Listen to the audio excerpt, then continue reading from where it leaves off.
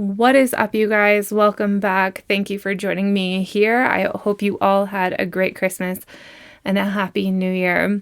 Today, I am talking all about the shadow. This is an episode that I have wanted to do for a long time. I think that there's a lot of confusion around the shadow.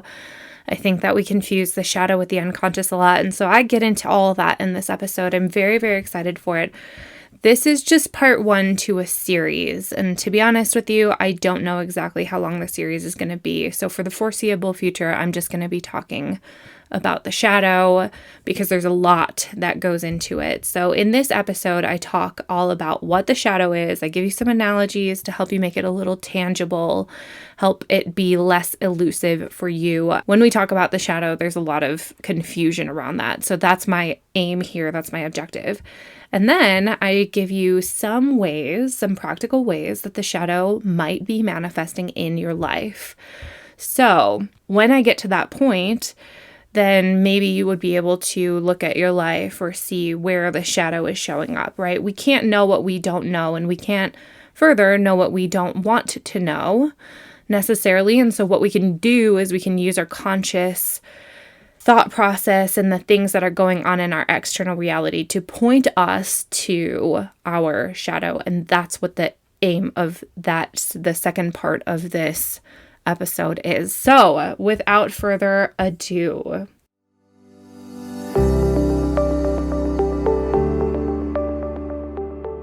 welcome to the Get Out of Your Head podcast, where we talk all about the stories that keep you stuck, blocked from manifesting what you really want, and away from your authentic life. I am your host, Sarah, from Spirit, Mind, Body.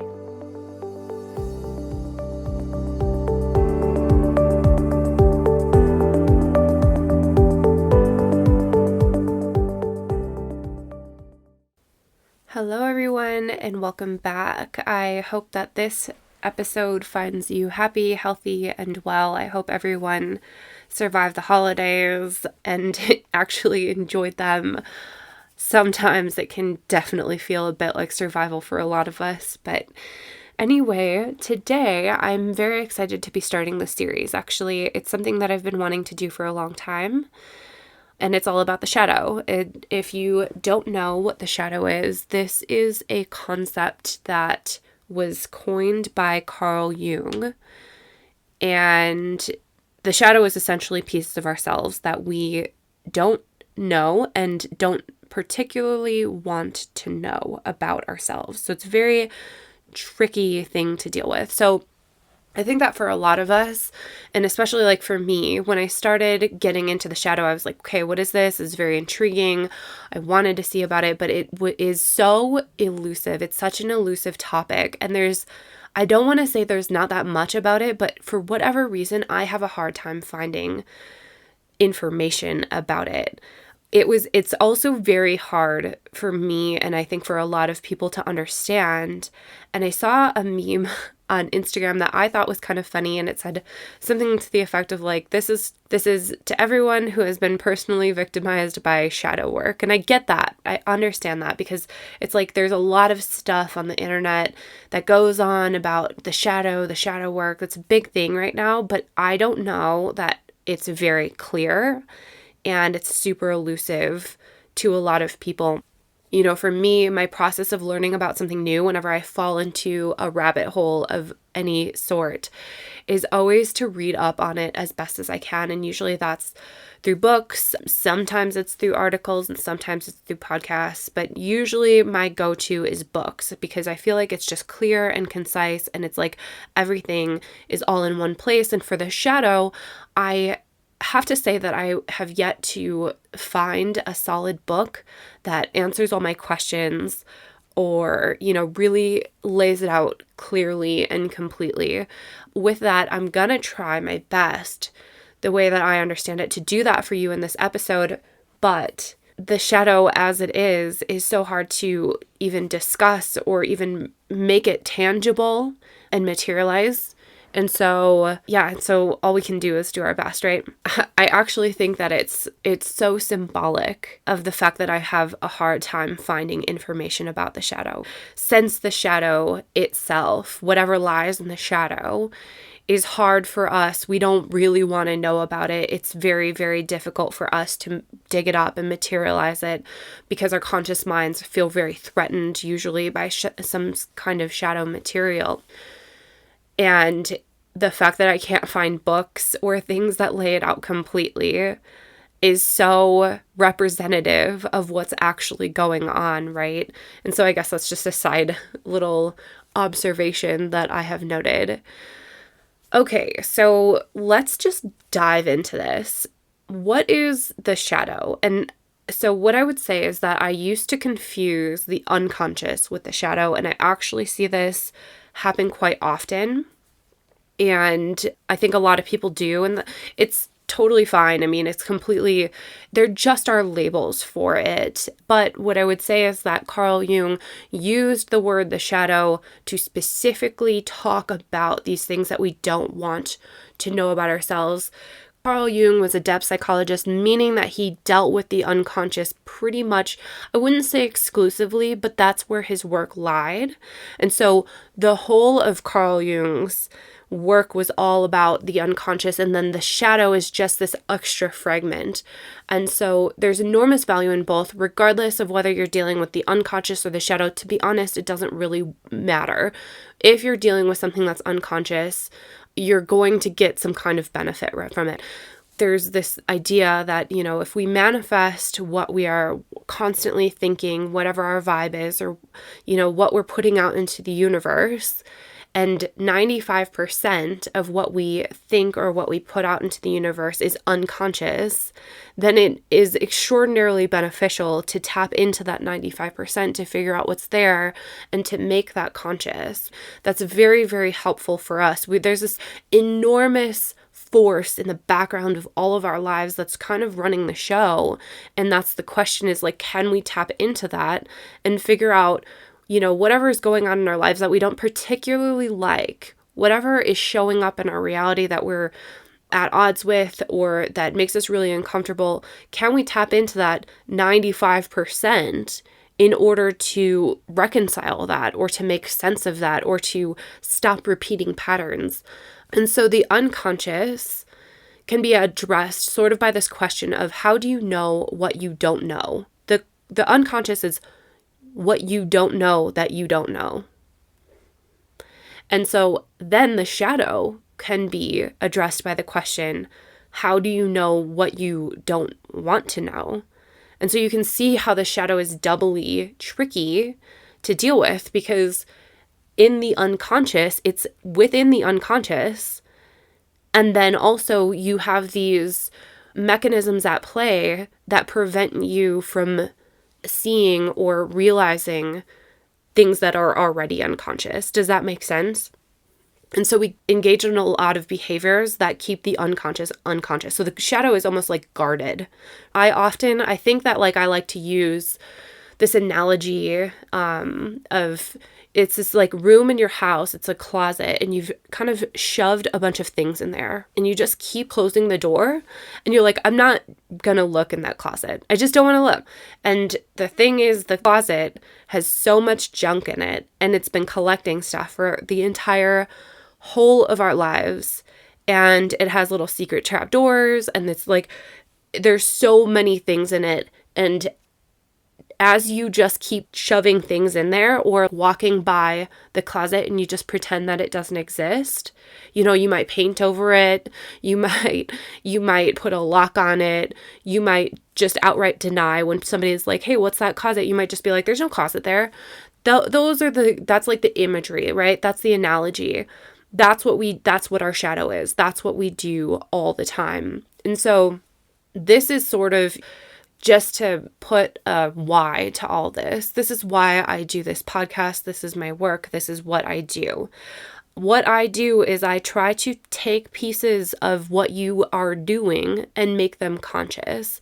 I try to take these patterns, and I say you, I mean all of us do this. And so I try to take patterns of what we all do, what our ego does, and I try to pull them out and say, hey, do you know you're doing this? Because if you're doing this, it's probably guarding something in that closet. It's probably you're not addressing something in that closet. And the thing is that that closet is like a magnet for things that attract to your house. And so you'll have these people that keep showing up at your house, and they're unwanted people, but you don't realize that it's like if you have a pest control issue in your closet, like say you have a bunch of ants in your closet and the pest control people are like, I know that there's a pest issue there. And so the pest control keeps coming to your house and you're like, okay, I don't have a pest control problem. And you just keep denying it. And it's just because you haven't realized it because you've never opened the closet. That's sort of my analogy. It's not perfect because obviously like pest control doesn't show up without you calling them, but it's like, that's kind of what happens. It's like you have pieces of yourself that you've shoved deep in a part of you, deep down, and then it unconsciously attracts your outer reality into what it is. So, with that said, this is the way that I understand the shadow. That was my analogy. This is actually the way that I understand the shadow. And I hope that, one of these two helps on like kind of make it a little more clear, or whatever way works for you. The thing is that none of these are law. And by the way, I am just Sarah Brewer. I don't have any kind of formal training in psychology. I am not a Jungian analyst, right? I just read a lot and I have those kinds of interests. And so here I am sharing them with you. I think a lot. I pay attention to my unconscious. And so here's where we are with that. I'm not an expert. And so if any of this like doesn't make sense, just understand that this is just if it helps you. Take what works and leave the rest.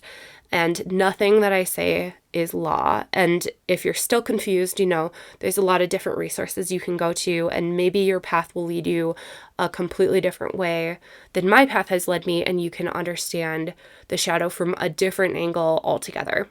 So the way that I am going to explain this came from a series of events kind of happening in my life all at once. So I was reading a book called The Whole Brain Child, and it talks about a lot about integration, especially with emotional pieces in parenting, and how you could help your kids integrate really traumatic, either really traumatic or even minorly traumatic events, whatever is, a big deal for them. It's how to help your child integrate. And so I got a lot of ideas from that. Also, my husband and I like watching like true crime documentaries.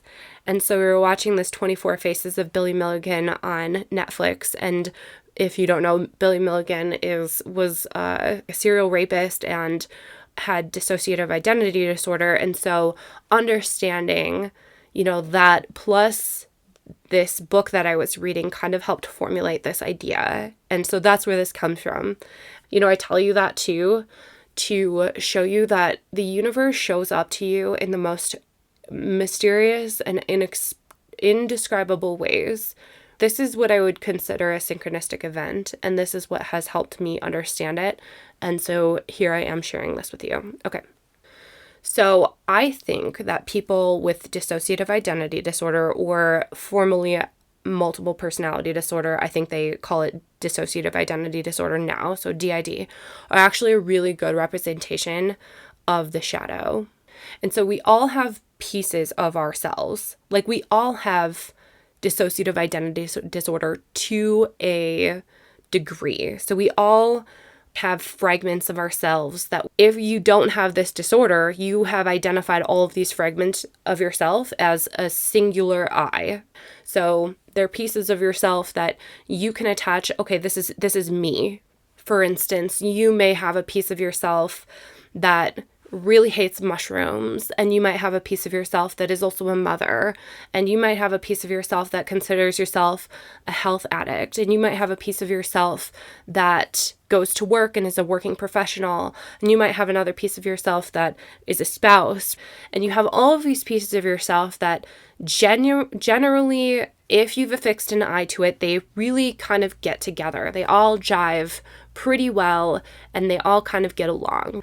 The fact that I'm a mother and I hate mushrooms doesn't conflict. They go together. And so they don't cause any kind of like friction. And this works so well that most of us don't even question what pieces of ourselves are at work in any given situation. But we all do have pieces of ourselves that contradict the quote unquote whole of us, what we consider to be the I, or what I would consider to be the ego. How do you see yourself? We all have pieces of ourselves that conflict with that person who we see ourselves as. And if you're like, well, no, not really me, then I would ask you, have you ever tried to start a diet and you've said to yourself, I will start my diet on Monday, but today I'm going to binge? The question is, are you the health addict or are you the person who binges? We all have pieces of ourselves where we're like, I don't know why I did that. I have no idea why I did that. And if you're doing that, and if you're actually asking yourself that question, you're sitting there and saying, I did this, I have no idea why I did that, that is contrary to my best interest or what I saw myself as, and you're actually sitting there, really mulling over this question of why did I do this, and you can't figure it out, I would say that there you have a shadow aspect. There is a shadow part of you that's at work that your conscious mind has covered up so well. And even though your conscious mind might say, I want to know about the shadow aspect, let's bring it to light, it's not quite that easy, because your unconscious aspect might say, that's not safe for you to know. And so you continue unconsciously to cover up these shadow aspects. Does that make sense? Okay, so anytime we contradict ourselves or anytime we're at odds with ourselves, we don't like the person that we were, and we can kind of admit that. That's very, very uncomfortable for us. And actually, there's a psychological term called cognitive dissonance for this, and this is because it is so uncomfortable for us to deal with. And so because being at odds with ourselves kind of creates this friction whenever we have a piece of ourself that wants one thing and then another piece of ourself that does directly contradicts that, it becomes very uncomfortable. It becomes very painful for us to deal with that. And so we have all of these tactics, all of these things that we do that help us reconcile that difference. And so this might be doing something like rationalizing. I did this because you come up with a rationalization after the fact. Or this can come out as judgments or projections. So saying okay, that person did that, and oh no, I don't do that. So a judgment or a projection is also a way to deny it within, right? If I see it out there, then I don't have to face it within me. And I'm going to do a whole another series on projections and judgments. So if that's something that you're interested in, keep following me for that. But this can also show up as we suppress it or reject it altogether. We outright deny that piece exists. This is the equivalent to us painting the door, right? We're just no, there's no door there.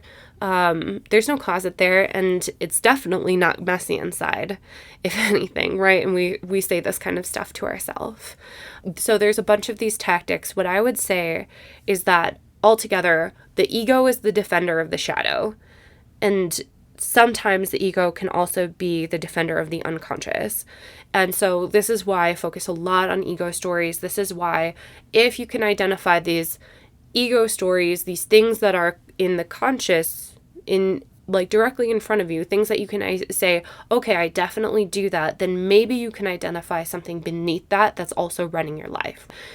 Next time, I'm going to talk all about different tactics that our ego uses in order to cover up the shadow, in order for us to avoid facing the shadow. So stay tuned in 2 weeks for that. So these tactics help us avoid facing what's painful. To come to terms with what's painful in ourselves is obviously not something that we really like doing. We tend to shy away from that.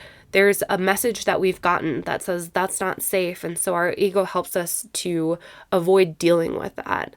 And secondly, we can continue to uphold our identity as one continuous, coherent, integrated personality. The I that we call ourselves. The I that you say, this is me, I am Sarah. But these disowned pieces of yourself, if not made conscious, will run your life from the sidelines.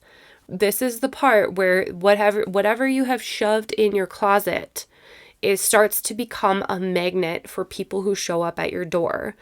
Carl Jung said, until you make the unconscious conscious, it will direct your life and you will continue to call it fate, right? Until you open up that closet and say, okay, what is in here? What have I been avoiding? What have I been too afraid to face? People are going to keep showing up at your door and you're going to be like, why are you here? I am just trying to take a nap, or I'm trying to make dinner. I don't want to talk to you.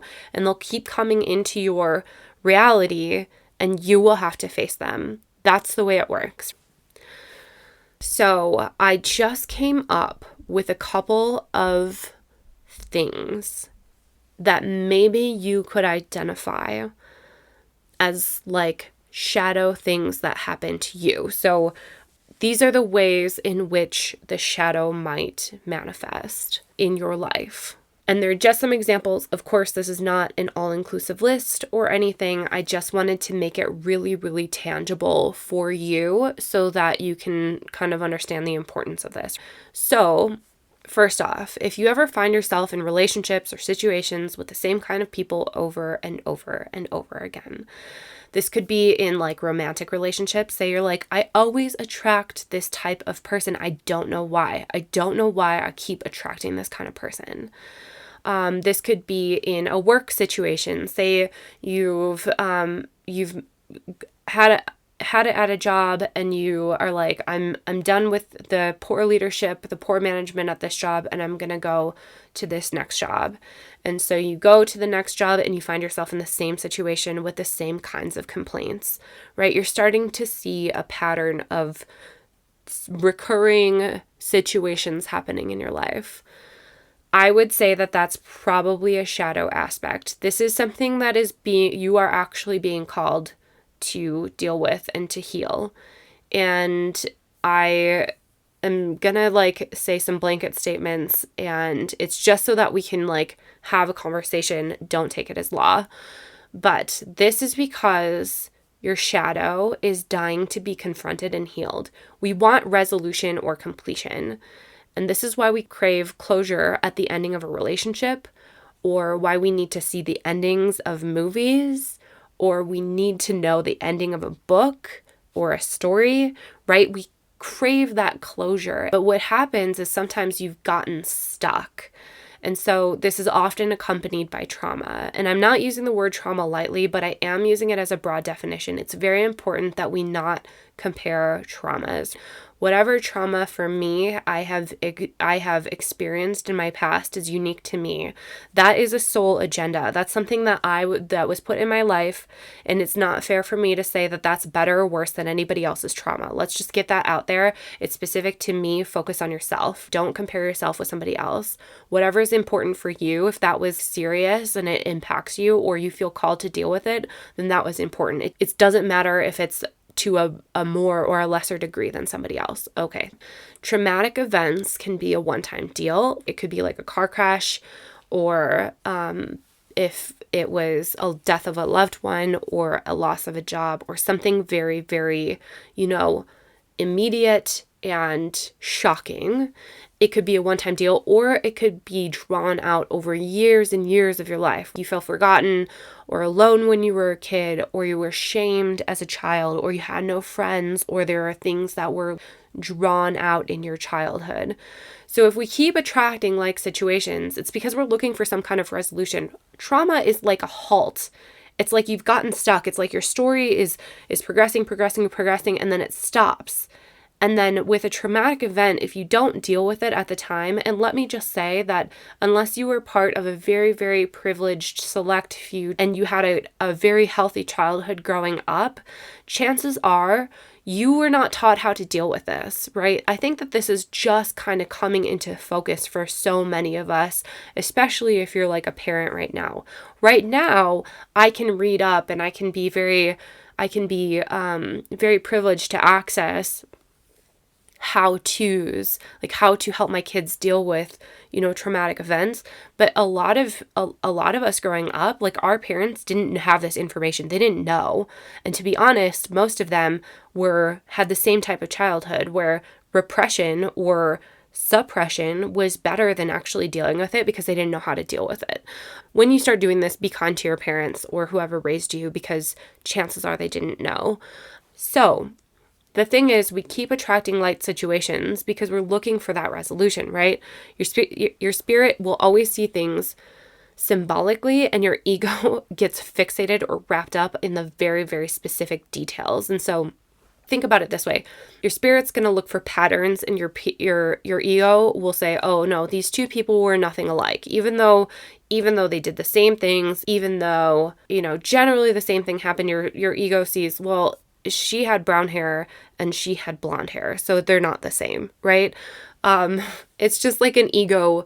I probably could do a whole episode on that, but the ego trait is to see things very, very literally, like too literally, actually. It gets fixated in the actual specific details, and the spirit doesn't really care about that. It's very symbolic. If you can start to do one thing in your life to align yourself with your spirit and know, like, what does your spirit have to say to you, and you want to really tap into that and listen, start to see things symbolically. Start to see things as patterns. Start to see, oh, I see how this situation is just like this situation, even though the details are totally different.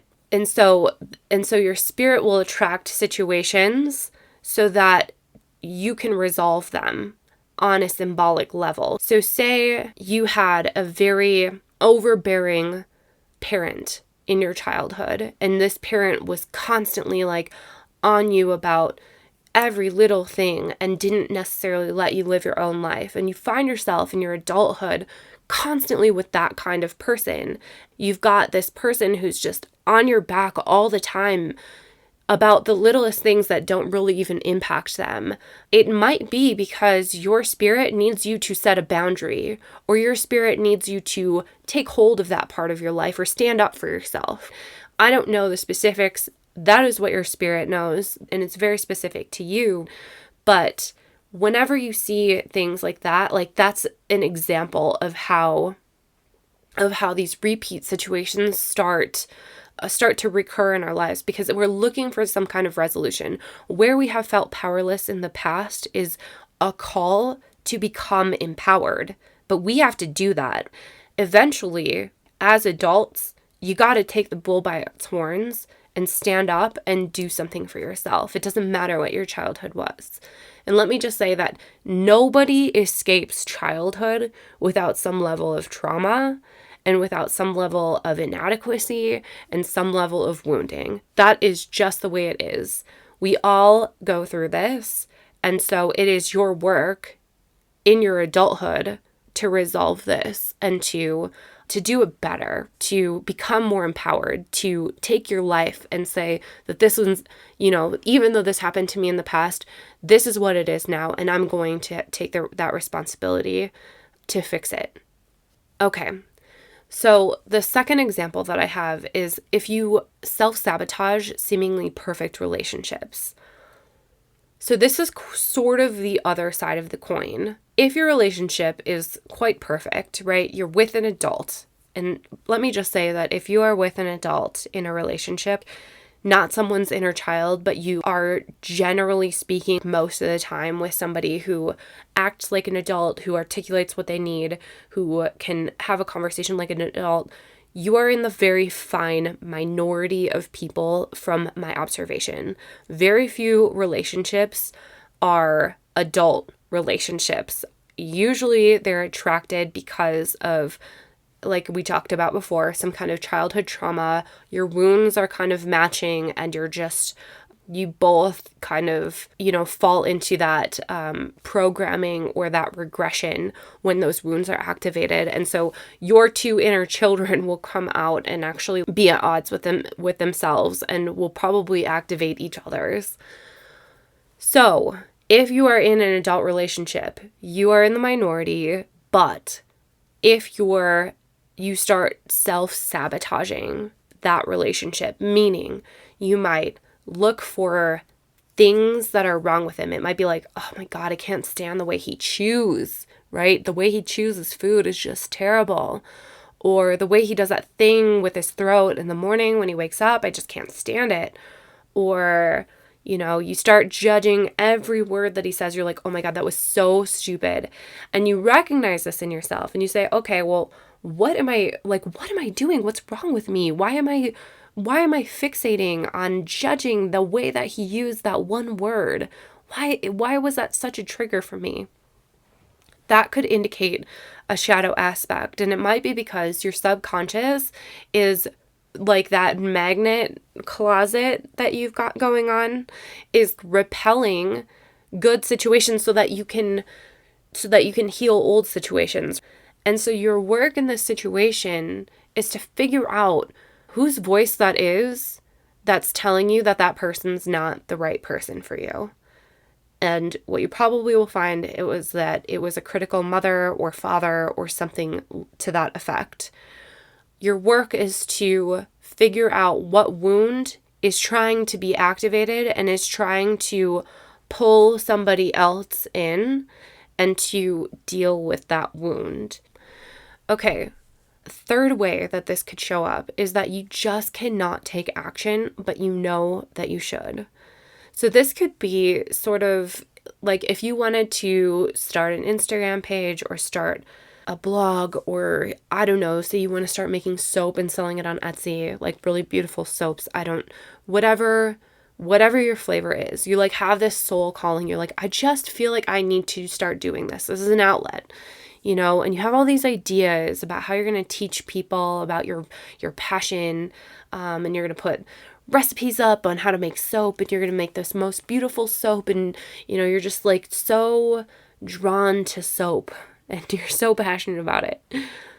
And you just cannot pull the trigger. And when you find yourself with free time, you're like, okay, well, I should start this, but you just preoccupy yourself with something else. And it's usually like busy work around the house that doesn't need to be done, or you're like tweezing your eyebrows, or, you've decided that now is the perfect time to clean out that drawer that has sat messy, for the last 7 years, but now it's just become such a priority when you actually sit down to do it. Or you make plans, but you allow other people to trump your time that you need to set aside to do this thing that your soul is calling you to do. Maybe, and maybe that even looks like you start to sit down to plan it out, and then all of a sudden you're like really distracted by your phone, or you're distracted by something else. Like you're like undermining your own efforts to do what you want to do. What I would say is that the shadow aspect here is probably because we get very intimidated by the summons of our soul. So that means that like, if my soul is calling me to do something, it's a really, really deep reflection of who I am at the core, who I was called here to be. And that is very vulnerable. That is a very tricky thing to do. And so if I'm feeling called to do something and I continually self-sabotage, or I find distractions, or I find different ways, that's your ego's way of keeping you safe. Because say I'm like at the core of it, I'm a soap maker and I'm so passionate about making soap. And that becomes a very vulnerable thing, because what if somebody doesn't like the way I make soap? What if somebody critiques the way that I make soap?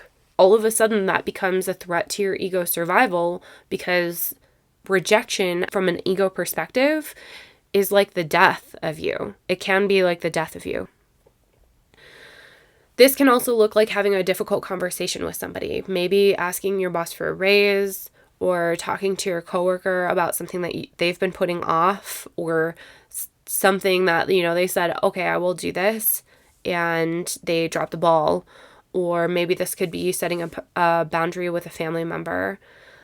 There could be a shadow aspect there driving your inability to have those conversations. And usually what I would say is that shadow aspects will drive that emotional charge behind it. And you're like, you almost become so afraid that it could get out of control. If I have this boundary, if I set this boundary with this family member, could it get out of control? Could they be so offended? Could I be so offended? And could it all be lost, And sometimes maybe like you'll even finally work up the courage to do something and then you sabotage your plans to do this. I feel like the saboteur is really coming out in all of these examples. And so maybe I need to do an ego story on your inner saboteur, but anytime you're self-sabotaging, I feel like that would be a really good indication that there's a shadow aspect to deal with. The fourth example is just if you have repeated unhealthy or unwanted patterns of behavior. This is kind of what I talked about before. You do something and then you think to yourself, you sit back and you're like, why did I do that? Why am I doing that? And you honestly ask yourself and you just can't figure it out. There's probably a shadow aspect. Like that is a very difficult shadow aspect to deal with because you consciously want to know about what you're doing and why you're doing it, and your unconscious ego has really covered it up. There are ways to deal with this, though. We will talk about that in a different episode. But you might ask yourself things like, why do I lash out after I told myself that I would be more patient? Why do I pout when something doesn't go my way? Why can't I just say what I mean to say? Why do I agree when I don't actually agree? Or why do I interrupt so much, right? These are aspects of yourself that you can recognize. I don't like it when I do this, but I can't stop. Why am I not able to stop? Another example is the inability to break a bad habit. Part of yourself says, I'm going to start this diet on Monday. And then the other part of yourself says, I'm going to binge until Monday. Part of yourself wants to be healthy and the other part of yourself does not want to be healthy. Anytime you feel divided against yourself, anytime you feel, inner conflict, like on the one hand, I want to do this, and on the other hand, I am not that person. That's probably a shadow aspect that needs to be integrated or something that needs to be brought to light. And, it's not always trauma. It's not always trauma and it's not always childhood programming. Sometimes it can be very simple and easy. Sometimes it goes very, very deep. So there's that. This could look like your inability to get over an ex. You just keep coming back to this person and it could be years and years and years and you held on to this idea of the one who got away. There could be shadow aspects there where you are not integrating. You're afraid to look at a shadow aspect of yourself. You're afraid to come to terms with something. And so you fixate on this idealized other, this person in your mind who was the perfect person for you, and that just got away. And I think that here, the shadow aspect of the person who got away, whatever you found in them is something that you need to realize within yourself. This would be a positive shadow. I think that a lot of times when we say the shadow, there's a lot of shadow things. A lot of times we consider it negative, but for the record, there's a positive shadow here too. This is your innate gifts, talents, what your soul is calling you to do, what your soul is calling you to be. And so if you've idealized this version of somebody else, for whatever reason, say you're like, that person got me. That was the only person in the world that got me. And they got away. Well, maybe you need to get yourself. Maybe you need to pay more attention to yourself, because the truth is that your ex is not perfect for you. Otherwise, they would not have gotten away. If they were perfect for you, they'd still be in your life. Okay. Another way this can show up is this could be the reason that you can't get intimate with someone or the reason you close yourself off to love. So if you have found yourself, like you want to enter a relationship, you want to be vulnerable and you just can't. I mean, again, I think this comes back to, I know I do this. I don't know why I do this. That's a shadow aspect. Another one is feeling dull, numb, or like you're just watching your life from the sidelines rather than fully living it. And this shadow aspect, I think, comes from our intimidation of feeling depth.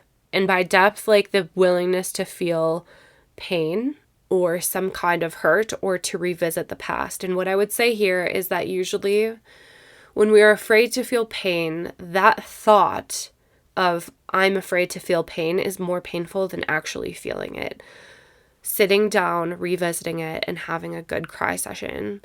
We build it up so much in our minds that we were so afraid of that, or that we never want to go back there. And so it becomes something that is this huge like monster in the corner, and we haven't been afraid to deal with it. And here's the thing, most of us are adults now. And while we may have been totally overwhelmed by something in the past, and we developed all sorts of coping mechanisms when we were children so that we could deal with that overwhelm. And that those coping mechanisms might be like repression, suppression, even maybe leaving your body or finding comfort in food or something like that. We find all sorts of ways to deal with that kind of stuff when we were a kid. And we told ourselves it's going to be so painful. We don't want to go there. We don't want to visit that. But here's the thing. Now you're an adult, and now you have the ability to deal with it. And while you might not have had that ability to deal with it in the past, at some point, the thing that's going to bring you out of it, the things that's going to stop your unconscious from attracting certain types of people to your door is to deal with it. And that's the call, right? That's the call. That's the work. I think the big takeaway from this is that it's a shadow issue. When you know you want to change, you know you want to do something else, and you just can't. You know you should be doing something, and you do the exact opposite. You know that you don't want this thing in your life anymore, and it just keeps showing up. That's how you know that perhaps there are shadow forces at work, and that you can open yourself up to dealing with it now. Okay, you guys, I hope you enjoyed this episode. I hope that this clears some of that, elusive shadow stuff up. And so next time, like I said, we're going to talk all about the ways that we keep the shadow hidden, all of the unconscious mechanisms that we use, or sometimes even conscious mechanisms that we use to keep that door shut, painted, denying that it even exists. Okay, you guys, I will see you next time. If you enjoyed this episode, I would invite you to subscribe, share it with someone you know, and leave an honest rating or review. You can also connect with me through Instagram at spiritmind.body, through YouTube, or my website. Links to all of these can be found in the show notes below. This work is not easy and requires tremendous self-reflection, grit, and a willingness to be misunderstood, and for that, I honor every single one of you for showing up for your authentic self. Until next time.